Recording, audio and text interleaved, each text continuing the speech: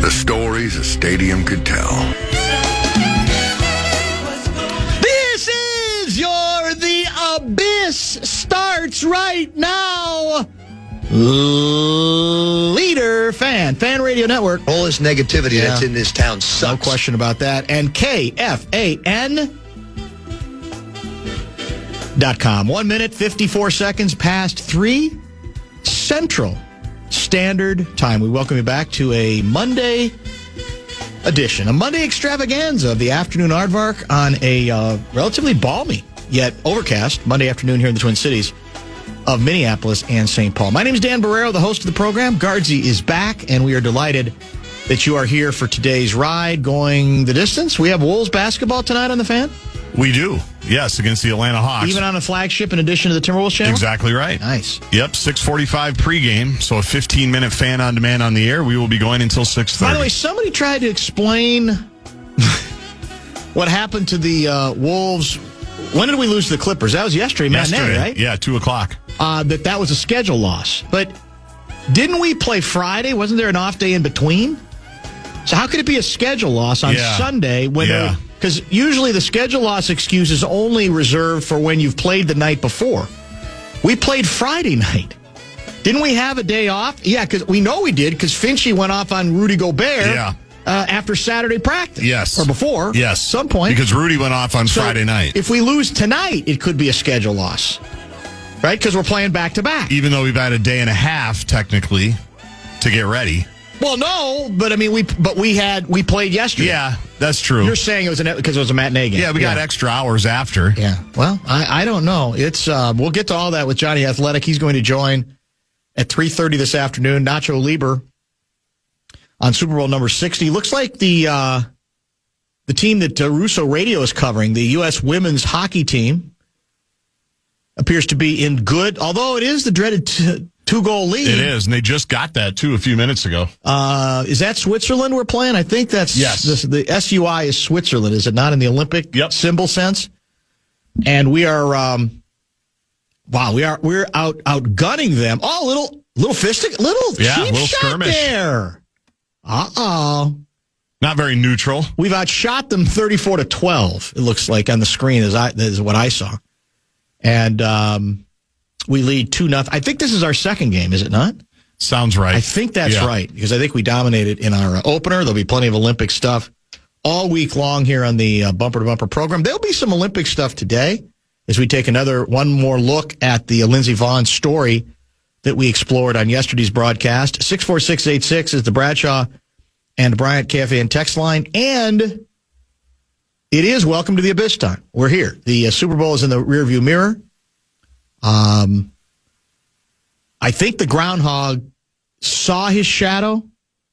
Punxsutawney Phil. Exactly, and that means 6 more weeks of winter. Is that correct when he sees it? I think so. If he doesn't see it, then how does that mean winter's supposed to be shorter? I think, but has that ever been established, like how many days? That's a great question. It's very vague. But I think he saw it, according to people who are able to observe Punxsutawney Phil. Those close to Punxsutawney Phil's thinking? He said 6 weeks, and it said 6 weeks. Man. Have you ever been to, where is it? In Punxsutawney, Pennsylvania? Where is that? Is that near Philly? Let's just go with it. Or is it near Pittsburgh? Probably in between. I think it's by Altoona. There was the Bill Murray movie many years ago, Groundhog Day, a classic. I want to say it was closer to Pittsburgh than Philly, but I wonder if anybody in our audience has ever gone to Punxsutawney. Is there any other reason you'd go to Punxsutawney than for the whole groundhog tradition? Probably not. It's population 5,500, basically. Third game for women's hockey. I'm being corrected by our always alert and intrepid audience, so I apologize for that. Man, where is this? So it's a little bit northeast. It's near Pittsburgh, or closer to Pittsburgh than Philly, right? Yes. It's basically straight east of Cleveland, a little southeast. So there's a ceremony, right? Groundhog Day was last week, right? I think. Yes. Maybe the week, whatever it was. Yep. We didn't really talk about it, but I'm wondering if anybody in our audience has ever been there for the ceremony, because I assume there's a ceremony. Yes. I don't know if it's like in the movie. I haven't seen that movie in a long time, but they must have some kind of a ceremony there, right? They do, every February 2nd. Feb 2? Mm-hmm. Do we know how far back that goes? Oh, let's see. I've got the Wikipedia I page bet you they pulled love up. it. I bet you it's money for that community, right? I'm sure it is. It's gotta be. Tourism. Yeah, tourism, the whole bit. I mean, it may not be as big as the interactive ice bowl exhibit, breakfast, Bed and breakfast and lunch place, but nevertheless, it might be in there. I tried to get Gerby going before the show. Did you see the Micah Parsons? Micah Parsons? Micah Parsons. I sure did. Comment basically saying, I'd love to be part of an international team in the National Football League. Does that mean, that's what I want to believe, he's already tired of being a member of the Green Bay Packers? Well, I'm guessing like London or Amsterdam or Paris is probably a little bit more exciting than Green Bay. Yeah. That would be my guess. So Punxsutawney Phil was born in 1887, the original. So Is he still alive? No, I don't think so. Oh. So I think he goes all the way back to that.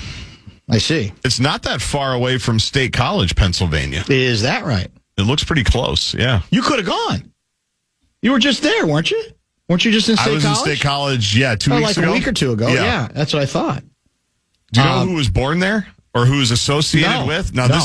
I don't know if this is like Edina, where they've claimed everybody, but one of your favorites is listed in the notable people. From Punxsutawney. I think so. I can't spell Punxsutawney, but I can say it. Who is it? Chuck Daly. Really? I knew he was from Pennsylvania. There it is. Punxsutawney Chuck, huh? Who knew?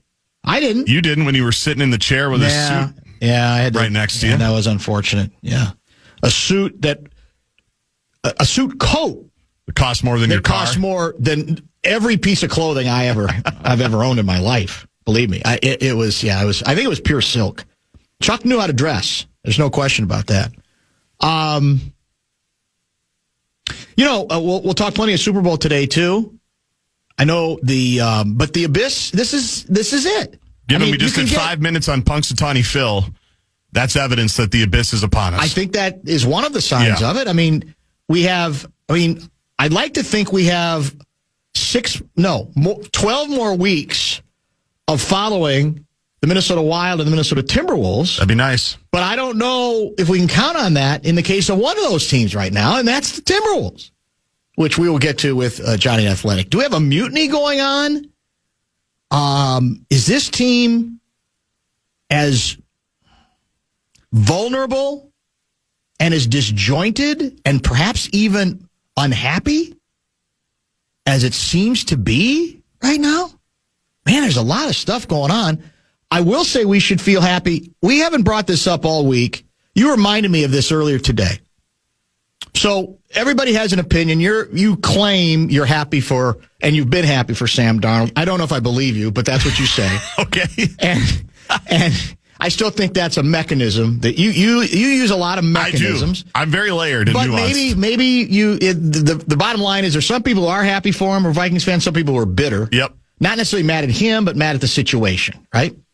But the guy we should have spent a lot more time on is a guy that everybody loves and that is not polarizing because he didn't play a position. Dan, you're exactly right. Leslie Frazier, assistant head coach of the Seattle Seahawks, has got another ring, another Super Bowl ring. Now, he got one as a player with the Vikings, the Bears, the 1985 Bears, though he got hurt in the Super Bowl, badly hurt.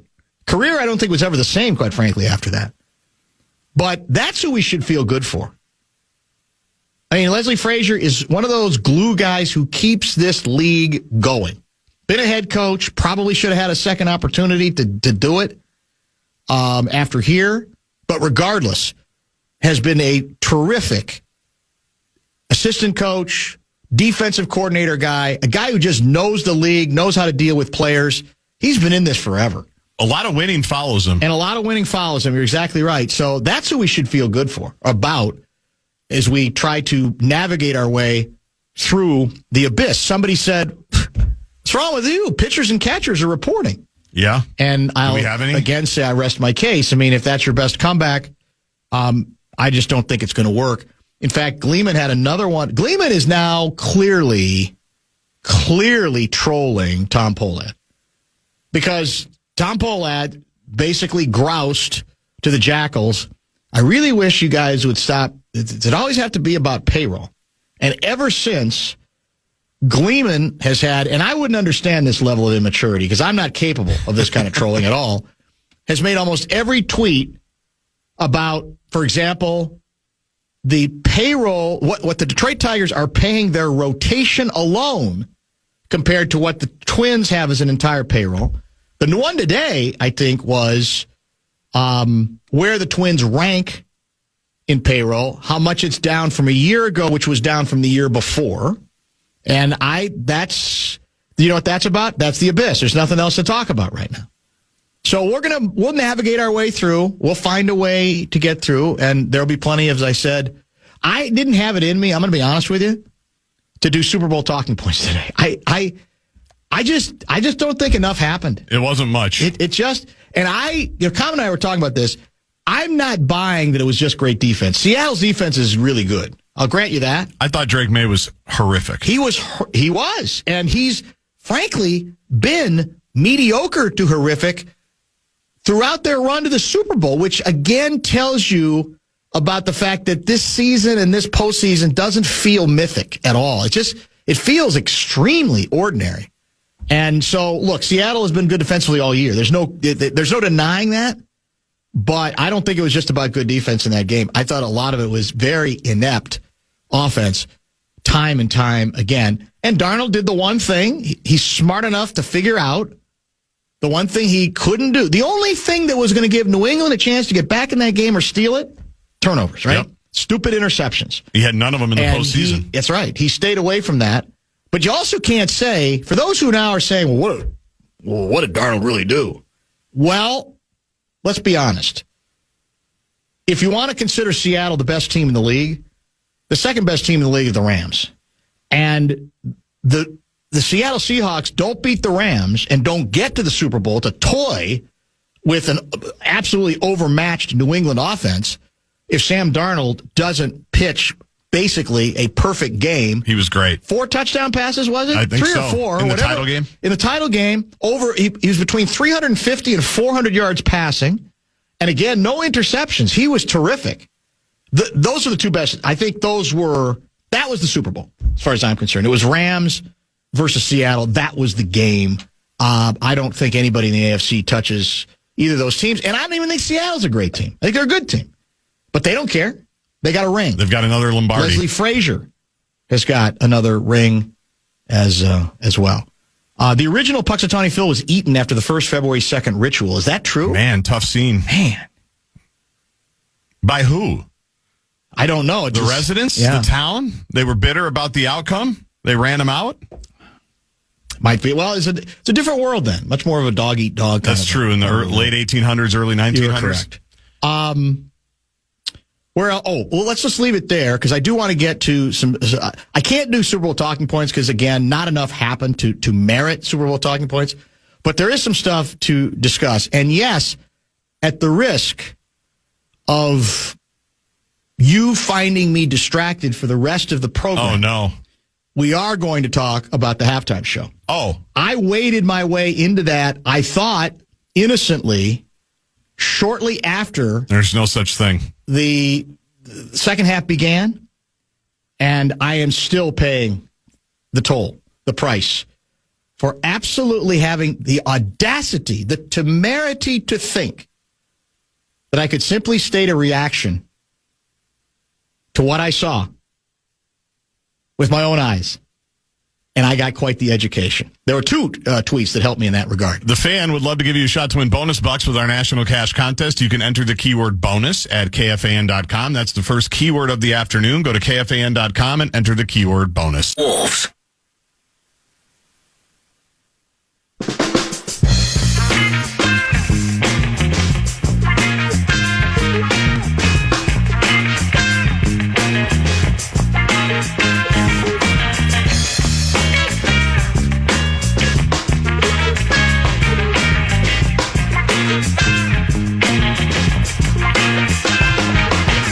Does anybody else matter in Olympic women's hockey except for USA and Canada? Does anyone else, is that like, are we on one plateau and no one else is even close, or are there a couple like Scandinavian teams, European teams that are? I should know. I don't. I think it's just Russo the two. Next time, when are we going to have Russo on? Probably later this week. Okay, I hope so. We're up. Do I need a spoiler alert? Maybe. USA 2, Switzerland 0 after 2 periods. But these are sort of like almost like exhibition games, I think, at this point. We all know who's playing for the gold, I think.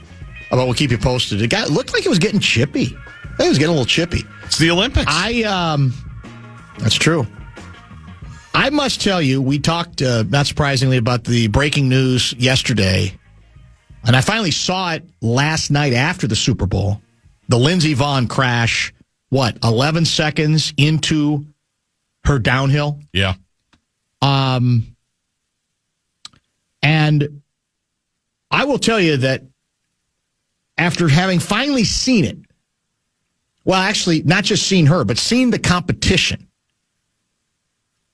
I will never look at any downhill, but certainly the Olympic downhill event, the same. Do you know why? Maybe I haven't watched enough alpine skiing in recent years, but I saw skiers going down that mountain in a different way than I've ever seen them before.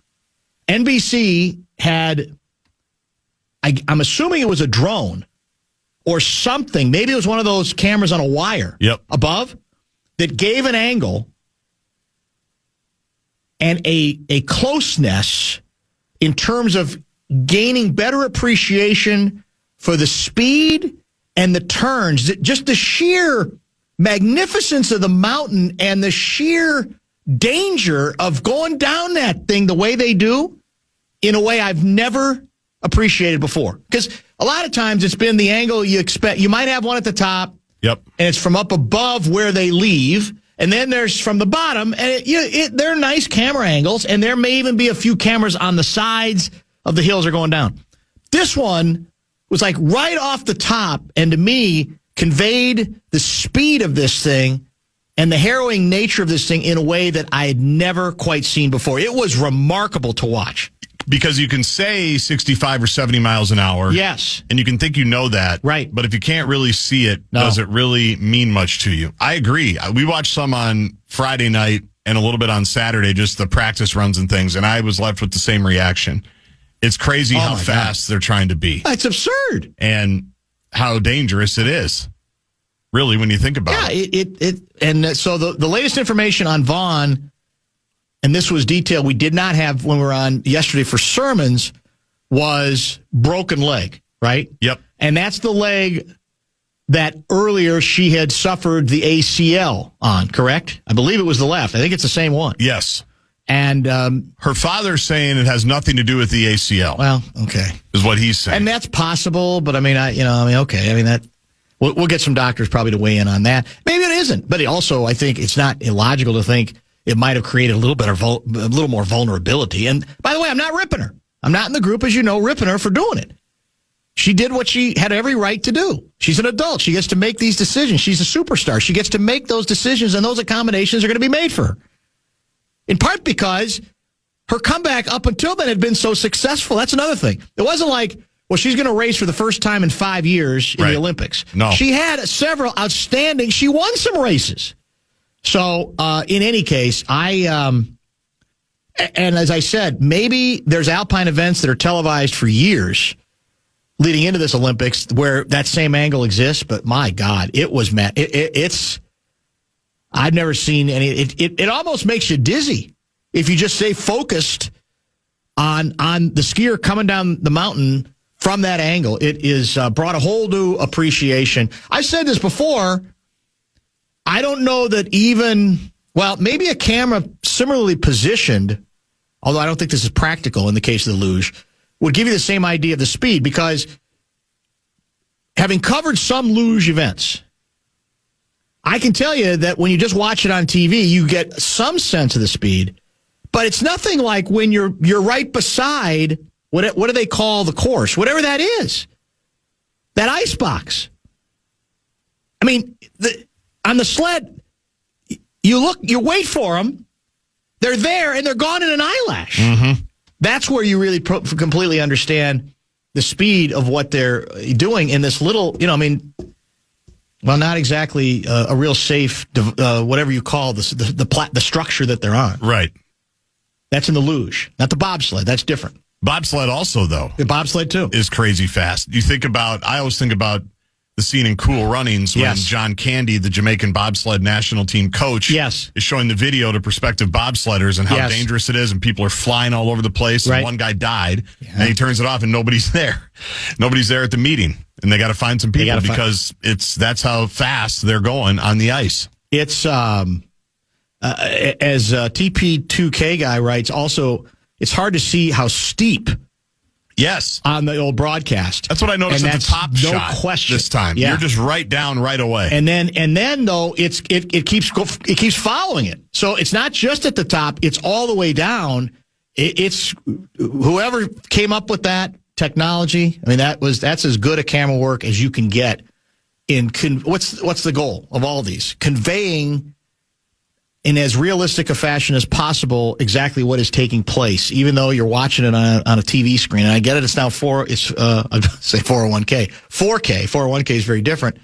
But nevertheless, it brings it to light in a way that is crazy. Now, somebody says they do have a luge drone, similarly. That's great. So it would make sense. I got to believe it does the same thing there. Probably conveys it in a way that we've never quite seen before. All right, let's make this the bottom of the hour pause. We will eventually get to Super Bowl conversation. Game, a little. Halftime, I'm guessing probably more. And other matters before we wrap things up. Ben Lieber, as I said, will give us his Super Bowl review and maybe his own ideas about what the Vikings do next at the quarterback position and perhaps even general manager position. Ben will be back at 4:47. But let's check in on team turmoil. And Grumpy Gobert. Let's see what Johnny says. He was there for another disastrous performance yesterday against the Los Angeles Clippers of Anaheim. Where is this team at? Are we in any kind of serious trouble, or is this just the bob and weave game that the Timberwolves constantly play, and they're going to win their next 9 in a row? Johnny is next.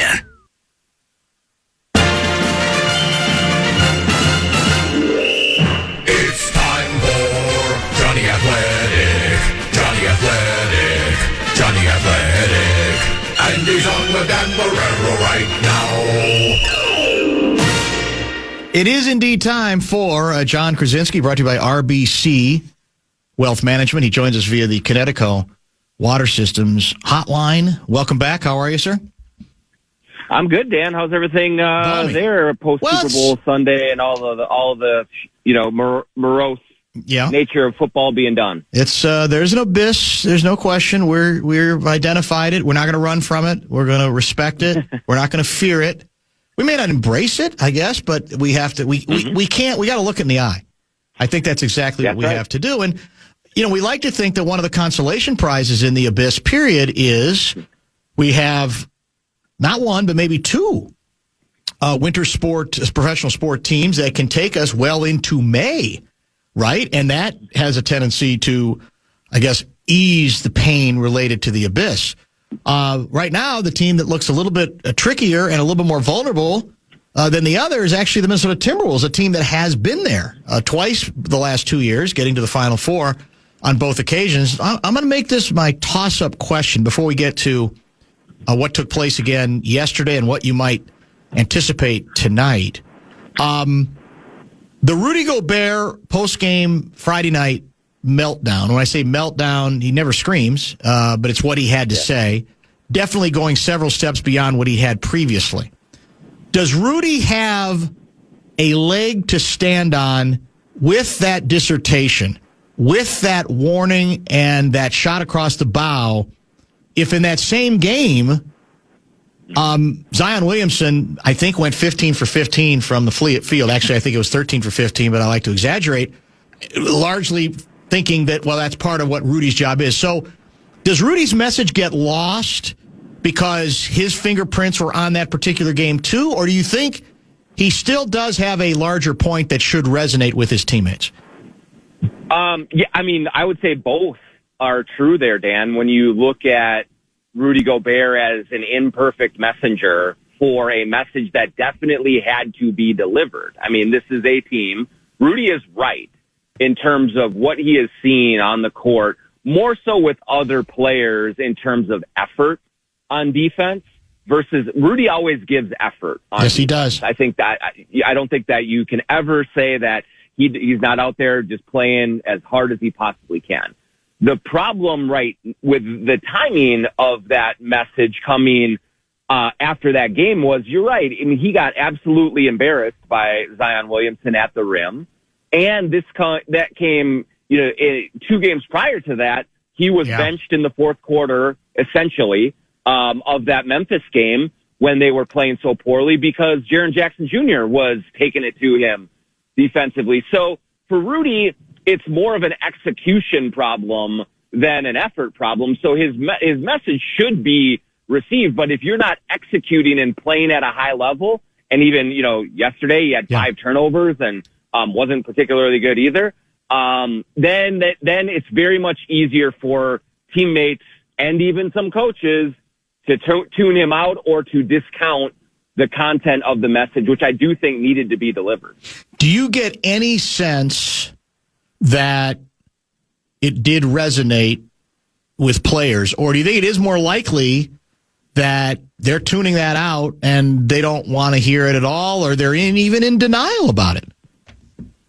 I do think that some players definitely agreed with him and received the message, and then there were some players who did not. And I would venture to say that the players who need to adhere to it most probably did not. And, I mean, we don't have to beat around the bush. I mean, Rudy Gobert did not name names, but he clearly was pointing at Julius Randle and Anthony Edwards to give more consistent effort on the defensive end. Now, when you look at the Clippers game, and the next game after it, I do think Randle played harder defensively. I do think that. I didn't see a whole lot of that from Edwards, but I saw more energy on that side of the ball. They're just really terrible offensively. Yes. But the bigger issue, Dan, and I think what Rudy was pointing to is that he said it starts at the top and it goes down.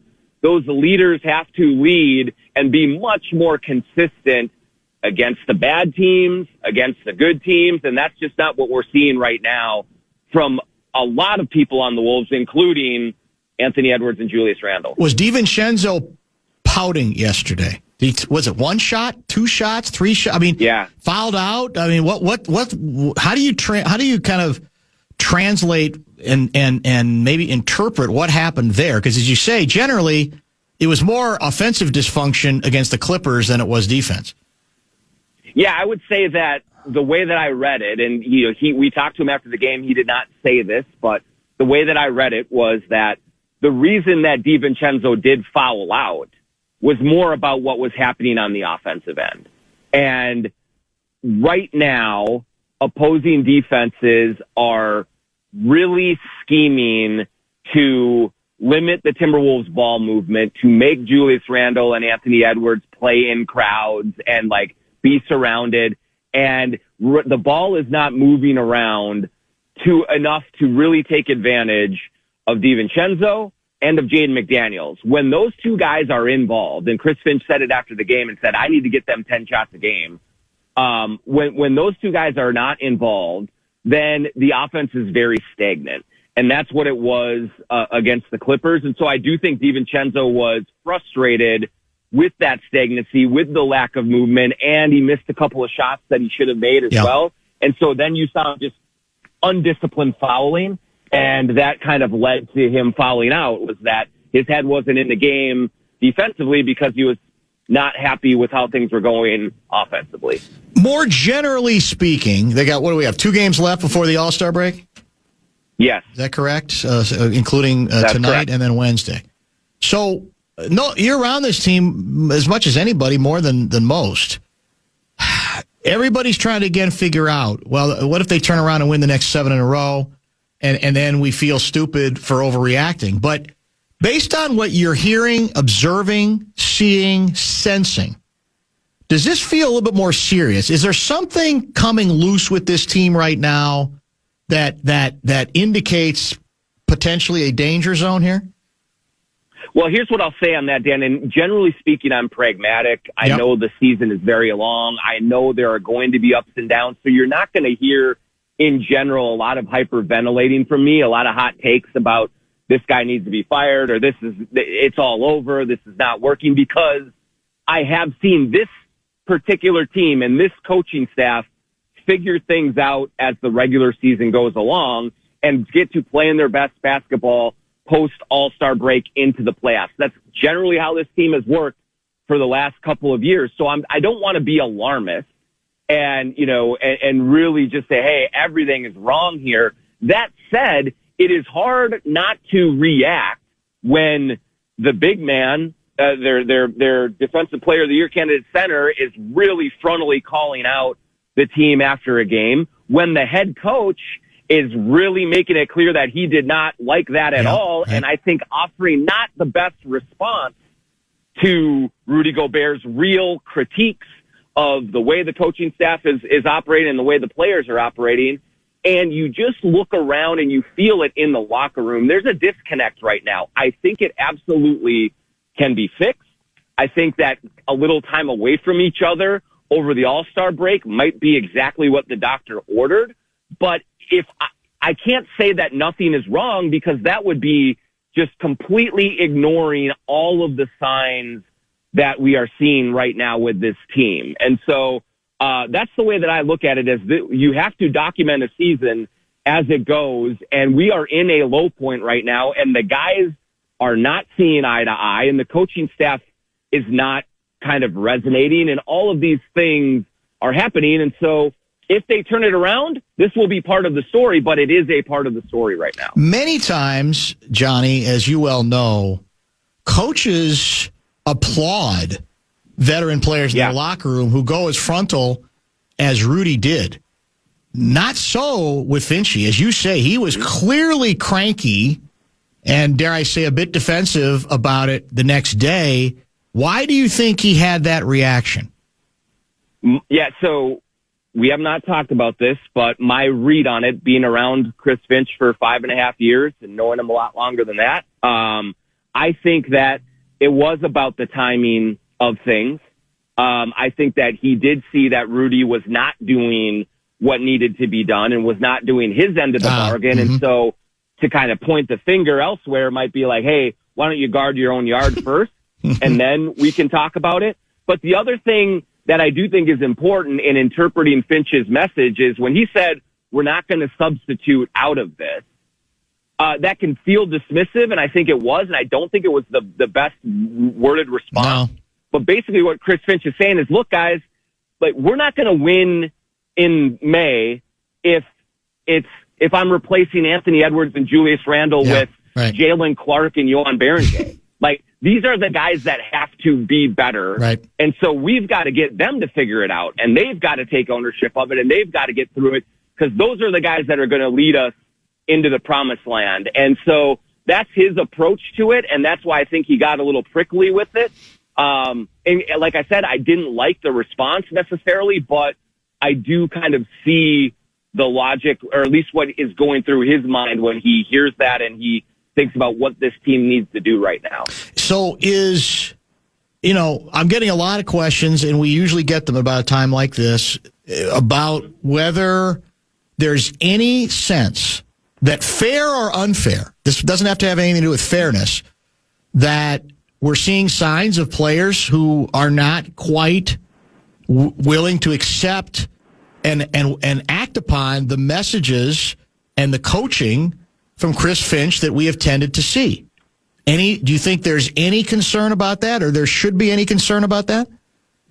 Well, yeah, I think that we can have this conversation for sure, Dan, because a lot of people who want to point the finger at Chris Finch here are saying, like, look, these guys are kind of having the same lackluster starts, the same unmotivated approach against lesser teams over and over and over again. Why isn't this coach getting through to them? And I would say that there is some validity to that right now. It's clear that there is some sort of mental hurdle that this team faces, especially against teams under 500, that Chris Finch, part of his responsibility is to figure out ways to get them through this. And whether that is staying with his guys and just plowing through, whether that is changing the rotations and getting fresh blood in there, he's falling short as well as the players. Mm-hmm. Now, that said, I also don't believe that this is a Chris Finch needs to be fired thing. This is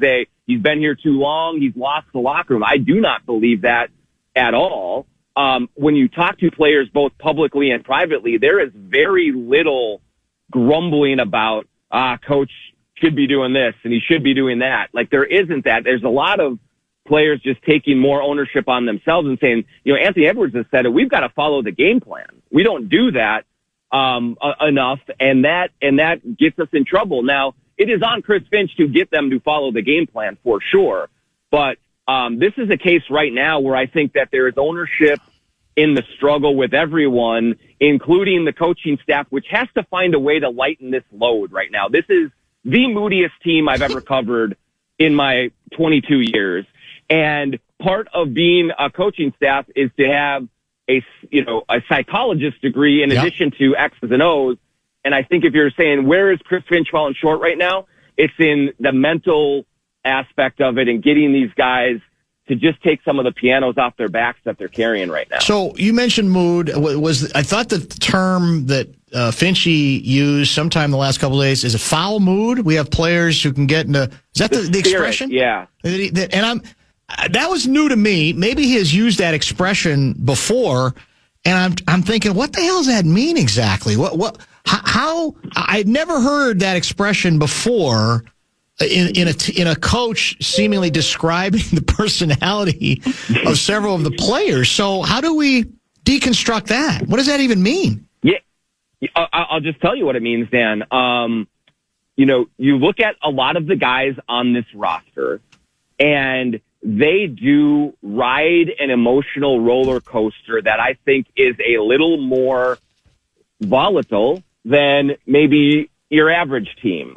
Julius Randle has said it himself before that he is an up and down, a moody guy. He joked, I think, in a recent article about, I wouldn't want to be a coach because I wouldn't want to deal with, 15 players like me. Yeah, and he recognizes that he goes up and down kind of with, the way the team is going and what particularly is happening on a night in and night out basis. And so when he is locked in and engaged, he's all NBA level. We saw it earlier this year when he is struggling with like the trade rumors and things, which I believe he did for this last couple weeks. Then he goes kind of down into the tank a little bit and isn't as engaged. Naz Reid goes up and down. Dante DiVincenzo is moody in a different way in that he's kind of just, he's hot blooded. And so when frustrations happen, then that kind of takes over his body a little bit. Jaden McDaniels, as stone-faced as he is, within games can just kind of lose his temper and make silly fouls and get himself into difficulties that way. And so there's just a bunch of guys that go up and down with it. And I'll say, I think some of the coaches do as well. I think sometimes they do hold the steering wheel a little too tight when things are going poorly. And I think that there's a lot of sort of lamenting the actions rather than just saying, all right, we've gotten through this before. Right. Let's figure out a way to ease the burdens and go forward. It's not as bad as it feels. And so kind of across the board on this team, the temperature rises and falls quickly. So when they are up, they're as good as anybody. I mean, they are. And when they are down, they can be as bad as anybody. And that's a frustrating thing for anyone to experience, especially a coach trying to lead them. Do we have a team shrink? If not, maybe we need one. Maybe we need some cutting edge. They do. Yes. I would just assume with us, we already have one. But I thought that was Joe Ingles. I thought that's why he was here. It's supposed to be, unofficially.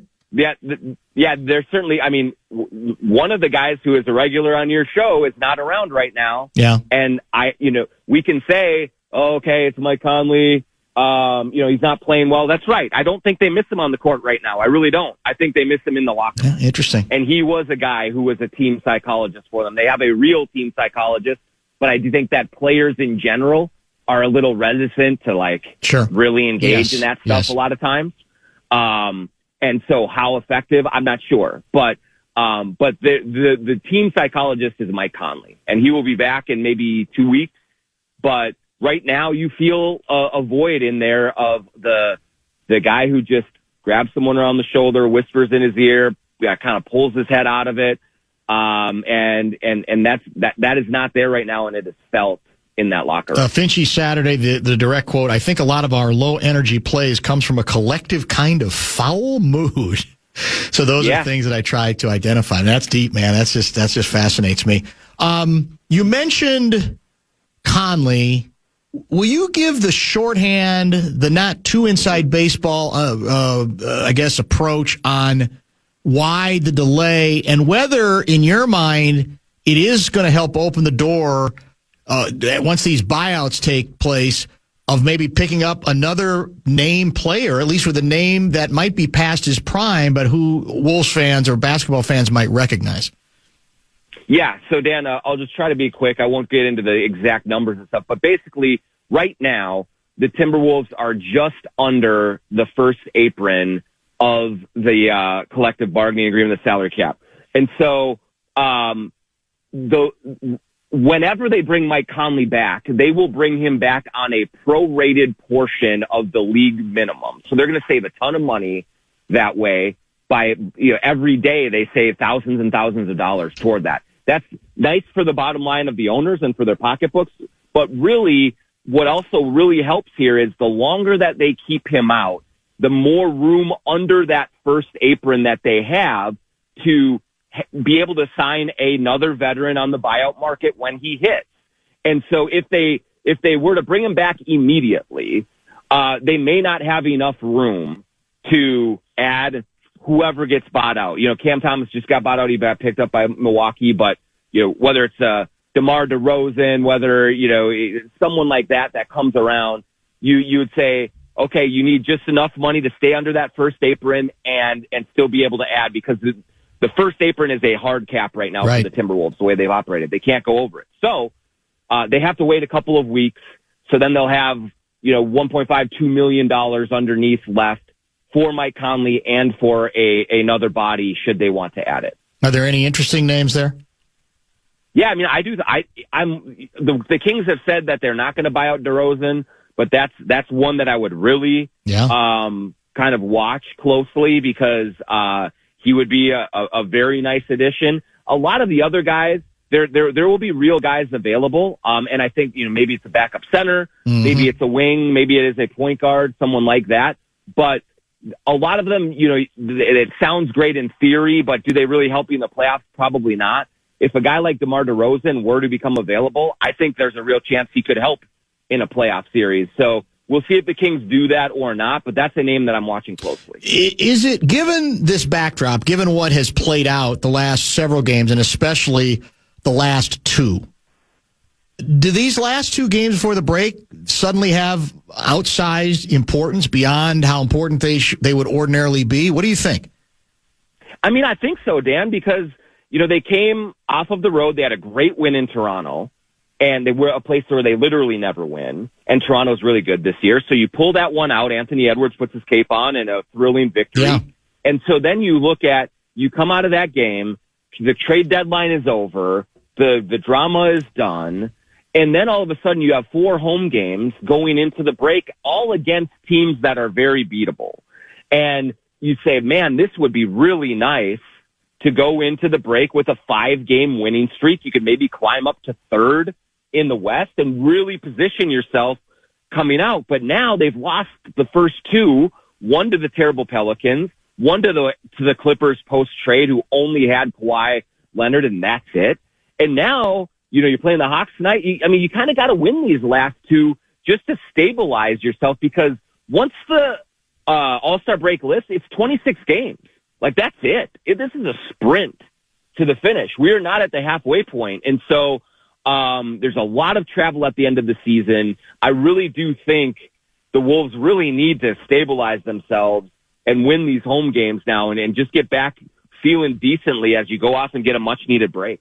Lastly, is there a magic cure, any sort of miracle salve for this league when it comes to discouraging or minimizing some of the announcements that were revealed over the weekend and decisions, including, I believe, Utah set up with a healthy lead going into the fourth quarter.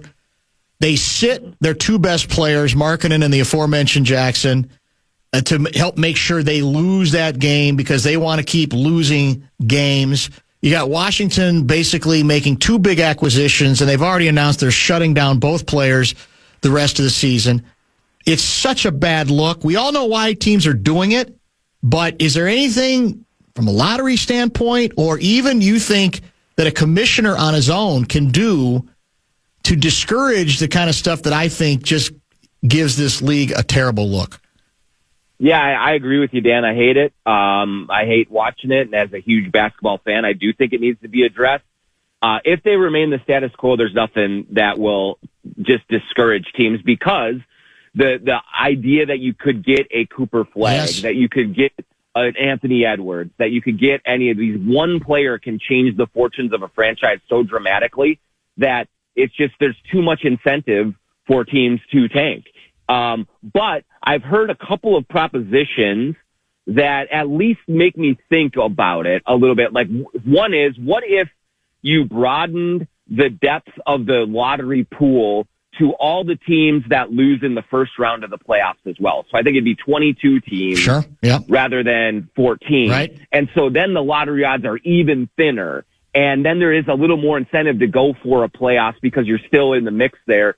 That's intriguing to me. The other one that really kind of interests me is what if you didn't have this in-season tournament anymore? And what if at the end of the season, you had the playoffs, but then you also had a different playoffs for all the lottery teams, and the team that wins that actually gets the number one pick. And it's like, so there's at least like, there's teams that try hard to do it, to do something at the end of the year rather than these, blatant and disgusting, frankly, methods that they do to just trick away games and improve their lottery odds even just by a percentage point or two. Lastly, is there any possibility that DeSumo, if he could, would ask to be traded back to the Bulls at this point? It's not a good first impression, right, Dan? I mean, you come in and you watch the bench from the bench on Friday, and it's the Pelicans. Yeah. They have their way with them, and then the first game he's a minus 33, and you can tell he just doesn't really know where to go just yet. But yeah, this is he's entering the season at a low point, so maybe you can say, hey, only nowhere to go but up here. Io, hang in with us, but I imagine this feels a little bit familiar to what he saw in Chicago for sure. Thank you, Johnny. Have a great week. We'll talk soon. Thanks, Dan. That is John Krasinski, Jonny Athletic, brought to you by RBC Wealth Management. I think with a very good overview of the current condition of your favorite basketball team. Lots of good texts have come in on that subject. We'll explore some of those. We'll prepare for Ben Lieber at 4:47. Keep you posted on some Olympic stuff as well. Don't go